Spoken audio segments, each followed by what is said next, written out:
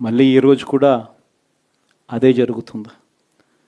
2029 వచ్చే నాటికి వచ్చేసరికి చంద్రబాబు నాయుడు చెయ్యని హామీలను మోసం చేసిన పరిస్థితులను ప్రజలు ఏ స్థాయిలో గుర్తుపెట్టుకొని మళ్ళీ మనల్ని ఆశీర్వదిస్తారు అని అంటే చంద్రబాబు నాయుడుకు సింగిల్ డిజిట్లలోనే నెంబర్స్ వచ్చే పరిస్థితి కూడా ఆ రోజు కూడా దూరంగా లేదు.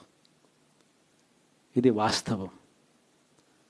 ఈరోజు మనం చేసిన మంచి ఎక్కడికి పోలేదు. మనం విశ్వసనీయతతో చేసిన రాజకీయాలు కూడా ఎక్కడికి పోలేదు. ప్రజలకు మళ్ళీ దగ్గరయ్యే కార్యక్రమాలు, ప్రజలకు తోడుగా ఉండే కార్యక్రమాలు, ప్రజల తరపున పోరాటం చేసే కార్యక్రమాలు కూడా జరుగుతాయి. అసెంబ్లీలో బహుశా మనం చేయగలిగింది తక్కువే ఉంటుంది.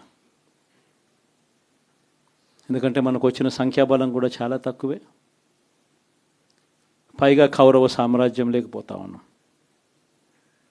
ఏకంగా స్పీకర్ పదవికి తీసుకోబోయే వ్యక్తి ఎంత సిగ్గు లేకుండా సోషల్ మీడియాలో వైరల్ అవుతా ఉంది. వాళ్ళు మాట్లాడుతూ ఉన్న మాటలు.